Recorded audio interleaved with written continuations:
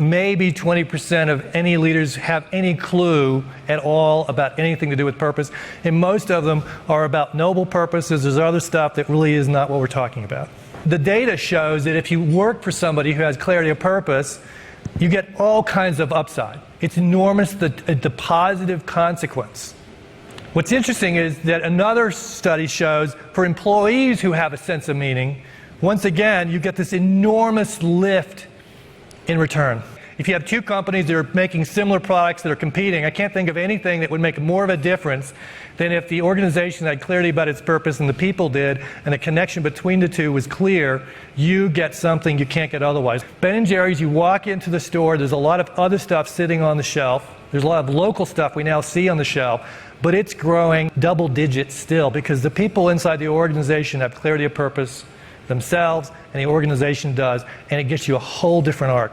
My view is that all organizations of the 21st century who are going to survive and be around 10 years from now are going to have this as a core ingredient. It's going to be non-negotiable.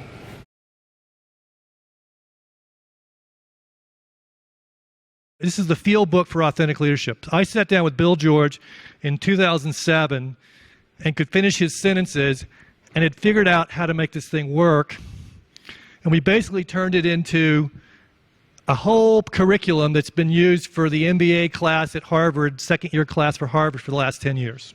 And when we did it, there was 12 topics, and there was a couple who I really liked. It was Crucible, Sweet Spot, and Purpose was in there because we had to have it in there.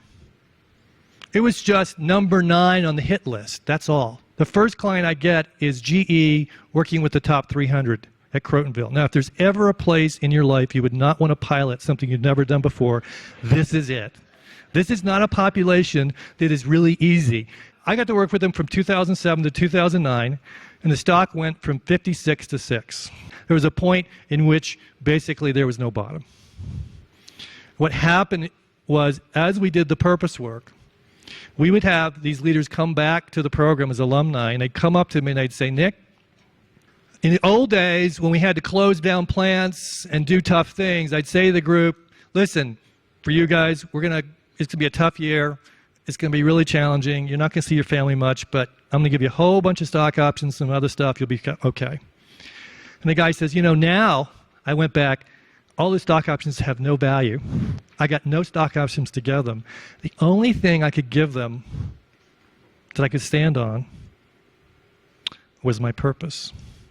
Because everything else, all the extrinsics had been stripped away. He said, look, my purpose is to help you have a great adventure when all hell breaks loose. And you know what? Right now, all hell's breaking loose, and I'm going to live my purpose. And if you're going to stay, you're going to stay because that's why you're staying. He says, not only did they stay, but they turned around the business. And then I went, ooh, this thing has legs.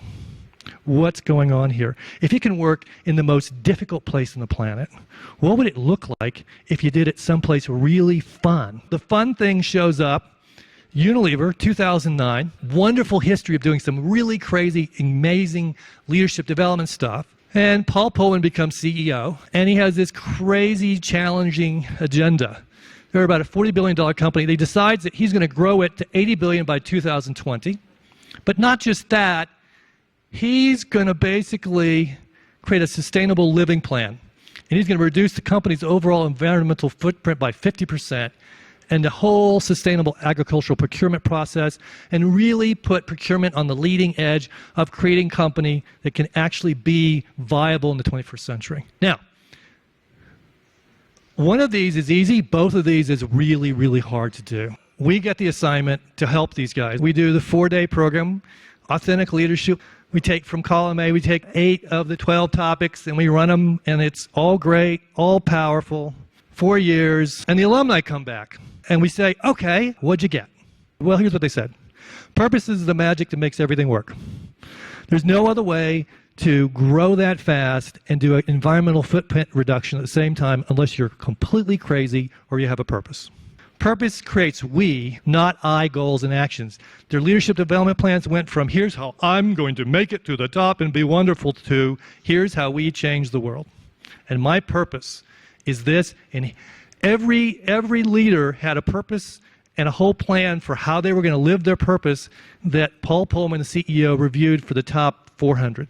And he gave feedback on every one of the plans. And it wasn't just nice plan. It was like, interesting, let's sit down, we need to talk about such and such. Purpose resolves the crazy paradoxes of leading like nothing else.